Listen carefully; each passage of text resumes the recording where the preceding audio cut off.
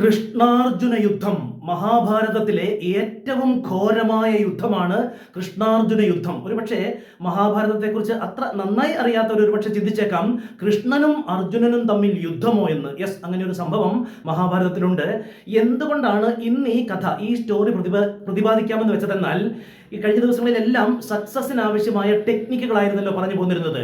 സക്സസിന് ആവശ്യമായ മോഡേൺ ടെക്നിക്കുകളിൽ നിന്നോ സക്സസിന് ആവശ്യമായ ടെക്നിക്കുകളിൽ നിന്നോ മാത്രമല്ല, ഇത്തരം സ്റ്റോറീസിൽ നിന്നും സക്സസിന് ആവശ്യമായ പല കാഴ്ചപ്പാടുകളും ലഭിക്കും. അത് മാത്രമല്ല, ലോജിക് മൈൻഡിനപ്പുറമുള്ള ചിന്താശേഷി വിളക്കിയെടുക്കാനും കഴിയുകയും ചെയ്യും. കുട്ടിക്കാലം മുതൽ തന്നെ പാഠ്യ പുസ്തകങ്ങൾക്കും ശാസ്ത്ര പുസ്തകങ്ങൾക്കും പുറമെ മഹാഭാരതം, രാമായണം, ഒഡീസി, ഇലിയഡ്, ഖുറാൻ, ഹദീസുകൾ, ബൈബിൾ, എന്തിനേറെ ബാലരമയും ബാലമംഗളവും പോലും വായിക്കാൻ കഴിഞ്ഞത് ചിന്താശേഷിയെ വികസിപ്പിക്കാൻ സഹായിച്ചുവെന്നും ക്രിട്ടിക്കൽ ഡിസിഷൻസ് എടുക്കുന്നതിനും സഹായിച്ചുവെന്നും കരുതുകയും ചെയ്യുന്നു. മഹാഭാരതത്തിലെ എനിക്ക് ഏറ്റവും ഇഷ്ടപ്പെട്ട കഥയാണ് കൃഷ്ണാർജുന യുദ്ധം.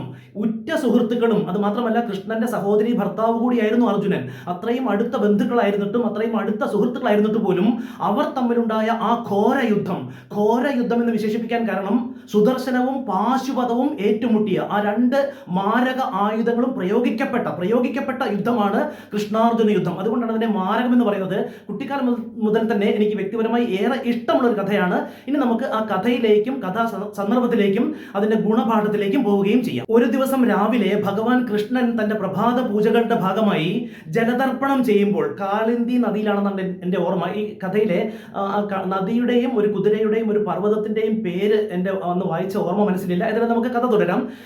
ഭഗവാൻ കൃഷ്ണൻ ആ ജലതർപ്പണത്തിന് വേണ്ടി കൈക്കുമ്പിളിൽ ആ വെള്ളം എടുത്ത ആ സമയത്ത് തന്നെ ഗയൻ എന്നു പേരായ ഒരു ഗന്ധർവൻ തന്റെ കുതിരപ്പുറത്ത് ആകാശഗമനം നടത്തുകയായിരുന്നു. അദ്ദേഹം ഒരു അത്യാവശ്യ യാത്രയിലായിരുന്നതുകൊണ്ട് ട്രാഫിക് റൂൾസ് ലംഘിച്ചുകൊണ്ട് ആകാശഗമനം നടത്തുമ്പോൾ, കുതിരയുമായി ആകാശഗമനം നടത്തുമ്പോൾ താഴെയുള്ളവർക്ക് ബുദ്ധിമുട്ടുകൾ നേരിടാതെയും അവർക്ക് അരോചകത ഉണ്ടാക്കാതെയും അവരുടെ ആചാരങ്ങളോ അനുഷ്ഠാനങ്ങളോ ബുദ്ധിമുട്ടിക്കാതെയും ഒക്കെ വേണമെന്നുള്ള പല നിയമങ്ങളുമുണ്ട്. ഏതായാലും കഥ വീണ്ടും ചുരുക്കാം നമുക്ക്.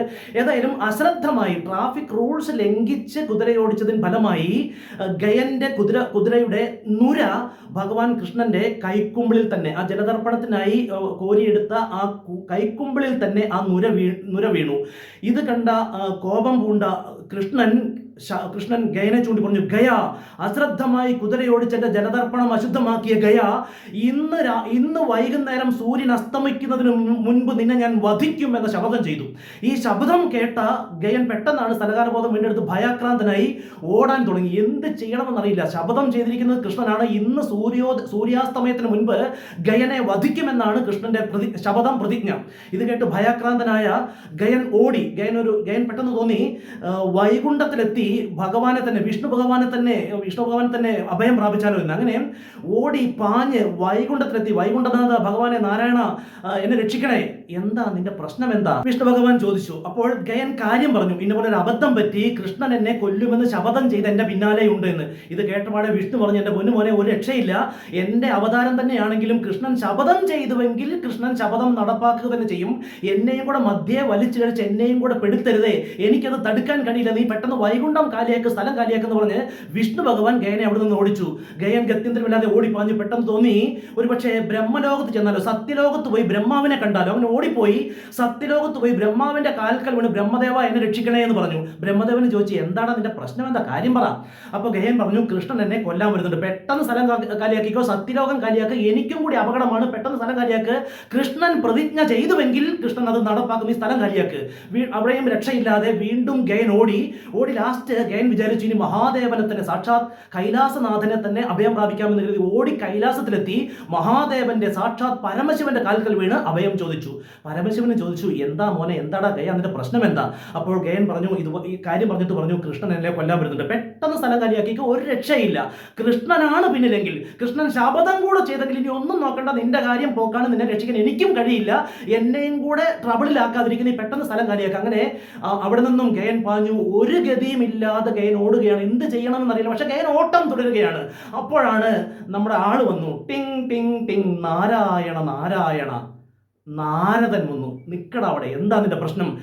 മഹാമുനെ, എന്നെ തടയരുത്, എനിക്ക് ഓടണം, എൻ്റെ പിന്നാലെ, അങ്ങേക്ക് എൻ്റെ പ്രശ്നം പരിഹരിക്കാൻ കഴിയില്ല. ഏട്ടാ നിക്കട അവിടെ, എന്ത് പ്രശ്നമാണെങ്കിലും പരിഹാരമുണ്ടടാ, എന്ത് പ്രശ്നമാണെങ്കിലും പരിഹാരമുണ്ടടാ. നാരദൻ പറഞ്ഞു, മഹാമുനെ, പരമശിവന് പോലും, വിഷ്ണു ഭഗവാനും ബ്രഹ്മദേവനും പരമശിവനും പോലും പരിഹാരം കാണാൻ കഴിയാത്ത പ്രശ്നത്തിന് അങ്ങ് പരിഹാരം കാണുമെന്നോ? അതേടാ, ഞാൻ പരിഹാരം പറയടാ, എന്താ നിന്റെ പ്രശ്നമെന്ന് ആദ്യം പറയടാ. അപ്പൊ ഗയൻ കാര്യം പറഞ്ഞു. അപ്പോൾ നാരദൻ പറഞ്ഞു, പരിഹാരമുണ്ട്, ഞാൻ പറഞ്ഞു തരാം പരിഹാരം, ഞാൻ പറയുന്നത് പോലെ തന്നെ അങ്ങട് ചെയ്താൽ മതി എന്ന് നാരദൻ പറഞ്ഞു. നാരദൻ പറഞ്ഞു, നീ ഇന്ന മലയുടെ താഴെ, ആ മലയുടെ പേര് ഞാൻ വിട്ടുപോയി, ഞാൻ പറഞ്ഞല്ലോ, ഇന്ന മലയുടെ താഴെ അർജുനൻ വിശ്രമിക്കുന്നുണ്ട്. അർജുനന്റെ അടുത്ത് പോയി ഇന്ന് വൈകുന്നേരം സൂര്യാസ്തമയം കഴിയുന്നത് വരെ അഭയം തരണം എന്നു മാത്രം പറയുക, കാര്യം പറയരുത്. അഭയം തന്നതിന് ശേഷം മാത്രമേ കാര്യം പറയാവൂ എന്ന് നാരദൻ പറഞ്ഞു കൊടുത്തു. ഇത് കേട്ടപാടെ ഗയൻ പ്രാണനും കൊണ്ട് ഓടി അർജുനനെ കണ്ടു പറഞ്ഞു, അർജുന, പഞ്ചപാണ്ഡവരിൽ തൃതീയ കിരീടി പാർത്ഥ, ഇന്ന് സൂര്യാസ്തമയം കഴിയുന്നത് വരെ എനിക്ക് അഭയം തരണേ എന്ന് പറഞ്ഞു. ഇത് കേട്ട അർജുനൻ പറഞ്ഞു, പഞ്ചപാണ്ഡവരിൽ തൃതീയൻ അർജുനൻ ഇന്ന് വൈകുന്നേരം സൂര്യാസ്തമയം കഴിയുന്നത് വരെ ഗയ നിനക്ക് അഭയം തന്നിരിക്കുന്നു എന്ന് പറഞ്ഞു. ആട്ടെ, എന്താ നിന്റെ പ്രശ്നം, കാര്യം എന്തായിരുന്നു? കൃഷ്ണൻ എന്നെ കൊല്ലാൻ വരുന്നുണ്ട്, രക്ഷിച്ചോളാൻ പറഞ്ഞു. അപ്പോഴാണ് അർജുനനും കാര്യം മനസ്സിലായത്. പക്ഷെ ഇനി രക്ഷയില്ല. അപ്പോഴത്തേക്കും കൃഷ്ണനും എത്തി. കൃഷ്ണൻ പറഞ്ഞു, അർജുന, ഇന്ന് വൈകുന്നേരം സൂര്യാസ്തമയത്തിന് മുൻപ് എനിക്ക് അവനെ വധിക്കണം, അതെന്റെ പ്രതിജ്ഞയാണ്.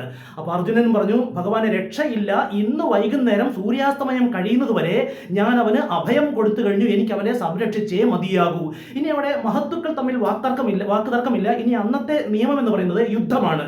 രണ്ടുപേരും തമ്മിൽ പോരാട്ടം തുടങ്ങുകയാണ്. കാരണം ഇനി പോരാട്ടത്തിൽ ആര് ജയിക്കുന്നുവോ അയാൾക്കുള്ളതാണ് ഗയൻ. ഏതായാലും ഇനി സംസാരമില്ല, അവിടെ പോരാട്ടം തുടങ്ങി. കൊരിഞ്ഞ യുദ്ധം, ഘോര യുദ്ധം. എയ്യുമ്പോൾ 1, പോകുമ്പോൾ 100, കൊള്ളുമ്പോൾ 1000. ഇന്നും അങ്ങനെയുണ്ട്, ചില മിസൈൽസ് ഒക്കെ പോകുമ്പോൾ 100 ആവുന്നത്, അതിലേക്ക് കിടക്കുന്നില്ല. ഏതായാലും ഘോര യുദ്ധം. അസ്തഗിരീശ്വര മസ്തക സീമനി ഭാസ്കര ഭഗവാൻ മറയും നേരം. ഭാസ്കര ഭഗവാൻ, അതായത് സൂര്യഭഗവാൻ മറയാൻ തുടങ്ങുന്നു. അതിനു മുൻപ് രണ്ടുപേർക്കും ശപഥം പാലിക്കണം. കൃഷ്ണന്റെ ശപഥം അയാളെ കൊല്ലണം, അർജുനന്റെ ശപഥം അദ്ദേഹത്തെ അഭയം കൊടുക്കണം, രക്ഷിക്കണം. ഇനി ഇത് എന്ത് സംഭവിക്കും? ഏതായാലും ഈ ഘോര യുദ്ധം കാണാനായി, ഘോര യുദ്ധം, കൃഷ്ണാർജുന യുദ്ധം, അന്ന് വരെ മഹാഭാരതം കണ്ടിട്ടില്ലാത്ത, അല്ലെങ്കിൽ അന്ന് വരെ ലോകം കണ്ടിട്ടില്ലാത്ത ഘോര യുദ്ധം. അപ്പോഴത്തേക്കും ഈ യുദ്ധം കാണാനായി ഭഗവാൻ പരമശിവനും വിഷ്ണു ഭഗവാനും ബ്രഹ്മാവും 33 ദേവതകളും അവിടെ സന്നിഹിതരായി. അത്രമാത്രം ഘോര യുദ്ധമാണ്. എല്ലാവരും കൂടെ സന്നിഹിതരായത് കണ്ടു നിൽക്കാൻ എന്ത് സംഭവിക്കും? ഭഗവാൻ കൃഷ്ണൻ നോക്കുമ്പോൾ സൂര്യഭഗവാൻ മറയാറായി. ഇത് രക്ഷയില്ല. ലാസ്റ്റ് സുദർശനം എടുത്തു, ചക്രായുധം എടുത്തു. ചക്രം പ്രയോഗിച്ചാൽ ലക്ഷ്യം കണ്ടേ മടങ്ങൂ. ഭഗവാൻ കൃഷ്ണൻ ചക്രായുധം എടുത്തു, പ്രയോഗിച്ചു. ചക്രായുധം പ്രയോഗിച്ചു. അർജുനനും അപകടം മനസ്സിലാക്കി. രക്ഷയില്ല, ഗയനെ രക്ഷിച്ചേ മതിയാകുള്ളൂ, ഒന്നും ആലോചിച്ചില്ല. പാശുപതം എടുത്തു, പ്രയോഗിച്ചു. ചക്രായുധവും പാശുപതവും പാഞ്ഞടുക്കുന്നു. ചക്രായുധവും പാശുപതവും കൂട്ടിമുട്ടിയാൽ പിന്നെ ഇനി ഒന്നും ബാക്കിയില്ല. ഭഗവാൻ കൃഷ്ണനുമില്ല, അർജുനനുമില്ല, 33 ദേവതകളുമില്ല, എല്ലാം അവസാനിക്കുകയാണ്. പക്ഷേ ഇരുകൂട്ടർക്ക് രക്ഷയില്ല. ഇനി അത് പ്രയോഗിച്ചേ മതിയാകൂ. പ്രയോഗിക്കപ്പെട്ടു കഴിഞ്ഞു. 2 മാരകായുധങ്ങളും, സർവനാശത്തിന് കാരണമാകുന്ന 2 മാരകായുധങ്ങളും പാഞ്ഞെടുക്കുകയാണ്.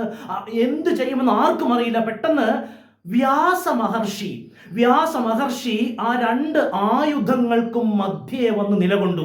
വ്യാസ മഹർഷി പറഞ്ഞു, എൻ്റെ തപോബലം കൊണ്ട്, ഒരു മനുഷ്യന്റെ തപോബലം ആണെന്ന് ഓർക്കണം.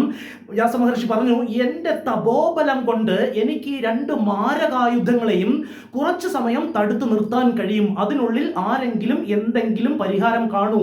അതല്ല എങ്കിൽ എന്താണ് ഭവിഷ്യത്തെ എന്നറിയാമല്ലോ. ഇനി ആരും ഒന്നും ബാക്കി ഉണ്ടാകില്ല. എൻ്റെ തപോബലം കൊണ്ട് കുറച്ചു നേരം എനിക്ക് ഈ 2 മഹാ ആയുധങ്ങളെയും തടുക്കാൻ സാധിക്കും. അതിനുള്ളിൽ ആരെങ്കിലും പരിഹാരം കാണൂ. ആര് പരിഹാരം കാണാൻ? എന്തു പരിഹാരം കാണാൻ? 2 മാരകായുധങ്ങളും പ്രയോഗിച്ചു കഴിഞ്ഞു. ഒരു വശത്ത് അർജുനനും ഒരു വശത്ത് സാക്ഷാത് ഭഗവാൻ കൃഷ്ണനുമാണ്. എന്തു ചെയ്യും? പെട്ടെന്ന് വീണ്ടും അതാ നമ്മുടെ ആള് വന്നു. ടിങ് ടിങ് ടിങ്, നാരായണ നാരായണ. നാരദൻ പറഞ്ഞു, ഞാൻ പരിഹാരം ഉണ്ടാക്കി തരാം. നാരദൻ പറഞ്ഞു, ഞാൻ പരിഹാരം ഉണ്ടാക്കി തരാം. അർജുന, നിനക്കൊരു ചെറിയ അബദ്ധം പറ്റി. കാര്യം നിങ്ങളുടെ ബന്ധുക്കളും ഒക്കെ ആണെങ്കിലും ഭഗവാനായിരുന്നു. ഭഗവാന് നേരെ ആയുധം തൊടുക്കുന്നതിന് മുൻപ് ഒരു 2 മിനിറ്റ് കണ്ണടച്ച് നീ ഒന്ന് പ്രാർത്ഥിക്കേണ്ടതുണ്ടായിരുന്നു. അത് നീ ചെയ്തില്ല. അത് നിനക്ക് പറ്റിയൊരു അബദ്ധമാണ്. അപ്പൊ അർജുനൻ ചോദിച്ചു, അയ്യോ അത് ശരിയാണ്, ഞാൻ മറന്നു പോയി, എന്താ ചെയ്യുക? എടാ, ആയുധങ്ങൾ കൂട്ടിമുട്ടിയില്ലല്ലോ, അത് ഇപ്പോഴാണെങ്കിലും ചെയ്താൽ മതി. നീ ഒരു 2 മിനിറ്റ് കണ്ണടച്ച് പ്രാർത്ഥിച്ചോളാൻ പറഞ്ഞു. അത് കേട്ട് അർജുനൻ 2 മിനിറ്റ് കണ്ണടച്ച് പ്രാർത്ഥിക്കാനായി കണ്ണടച്ചു.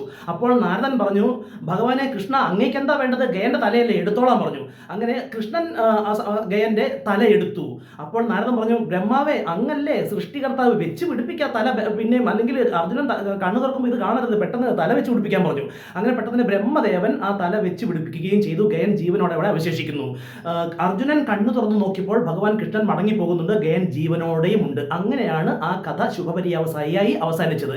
ഇതിൽ നിന്ന് നമുക്ക് പഠിക്കാനുള്ള പാഠങ്ങൾ എന്തെന്നാൽ, ഒന്നാമത്തെ പാഠം പകുതി തമാശയും പകുതി കാര്യവുമാണ്. ട്രാഫിക് റൂൾസ് ലംഘിച്ചാൽ ഡെത്ത് പെനാൽറ്റി, മരണശിക്ഷ ഫേസ് ചെയ്യേണ്ടി വന്നേക്കാം. അതെ, ട്രാഫിക് റൂൾസ്, നിങ്ങൾ ഉദ്ദേശിച്ച ട്രാഫിക് റൂൾസുമാണ്, ജീവിതത്തിന്റെ ട്രാഫിക് റൂൾസുമാണ്. എവിടെയും ട്രാഫിക് റൂൾസ് ലംഘിച്ചാൽ ചിലപ്പോൾ ഡെത്ത് പെനാൽറ്റി നേരിടേണ്ടി വന്നേക്കാം. രണ്ടാമത്തെ പോയിന്റ്, പരിഹാരം കാണാൻ വേണ്ടി സാധ്യമായത്രയും ഓട്ടം തുടരുക. അതിൽ തന്നെ ആ രണ്ടാമത്തെ പോയിന്റിൽ പല പോയിന്റുകളും അടങ്ങിയിട്ടുണ്ട്. അതായത് നമ്മെ സഹായിക്കുമെന്ന് കരുതുന്ന പ്രബലരായവർക്ക് പോലും സഹായിക്കാൻ കഴിഞ്ഞില്ല എങ്കിൽ അവർ പോലും സഹായം നിഷേധിച്ചാലും ഓട്ടം തുടരുക. ഇവിടെ സാക്ഷാത് പരമശിവനും ബ്രഹ്മാവും വിഷ്ണു ഭഗവാനും പോലും കൈ കഴിഞ്ഞിട്ടും ഗയൻ ഓട്ടം തുടർന്നു.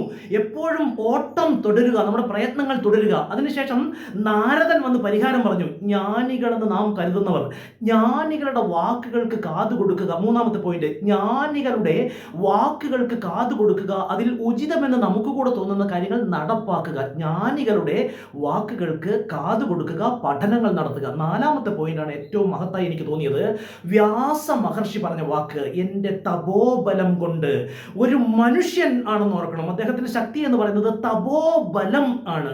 തപസ്, ഫോക്കസിങ്, അദ്ദേഹത്തിന്റെ വ്രതങ്ങൾ ഫോക്കസ് ചെയ്യുന്നത്, മെഡിറ്റേറ്റീവ് പവർ, മെഡിറ്റേഷന്റെ പവർ, നമ്മൾ ഫോക്കസ് ചെയ്യുന്നതിന്റെ പവർ വലിയ ഊർജം ഉണ്ടാക്കാൻ കഴിയുമെന്നും, മഹാ ആയുധങ്ങളെ, നമുക്കെതിരെ വരുന്ന മഹാ ആയുധങ്ങളെ, അത് പലതുമാകാം, ഇന്നത്തെ കാലത്ത് നമുക്കെതിരെ വരുന്ന എന്തുമാകാം, നമുക്ക് ചുറ്റുമുള്ള ബുദ്ധിമുട്ടുകളെയും തടസ്സങ്ങളെയും നമ്മുടെ തപസ് കൊണ്ട്, നമ്മുടെ ഏകാഗ്രത കൊണ്ട്, നമ്മുടെ ഫോക്കസിങ് പവർ കൊണ്ട്, നമ്മുടെ പ്രവർത്തന നിരത കൊണ്ട്, നമ്മുടെ മെഡിറ്റേഷൻ കൊണ്ടൊക്കെ നമുക്കതിനെ നേരിടാൻ കഴിയുമെന്ന ഒരു മഹാപാഠവും നമുക്ക് പഠിക്കാൻ കഴിയുമെന്നതാണ്. ചിന്തിക്കുന്നവർക്ക് എല്ലാ കാര്യങ്ങളിൽ നിന്നും, അത് സയന്റിഫിക് ആവട്ടെ പൗരാണികങ്ങളാകട്ടെ, എല്ലാത്തിൽ നിന്നും പല കാര്യങ്ങളും നമുക്ക് മനസ്സിലാക്കാൻ കഴിയുമെന്ന് തന്നെയാണ് ഞാൻ കരുതുന്നത്. കഥയും ഗുണപാഠവും ഇഷ്ടമായി എന്ന് കരുതുന്നു. ലൈക്ക് ചെയ്യാനും ഈ കഥ ഇഷ്ടമായേക്കാവുന്ന നിങ്ങളുടെ സുഹൃത്തുക്കളിലേക്കും വാട്സപ്പ് ഗ്രൂപ്പുകളിലേക്കും ഷെയർ ചെയ്യണമെന്നും നിങ്ങളുടെ അഭിപ്രായങ്ങൾ കമന്റിൽ രേഖപ്പെടുത്തണമെന്നും ഓർമ്മിപ്പിക്കുകയും ചെയ്യുന്നു. താങ്ക്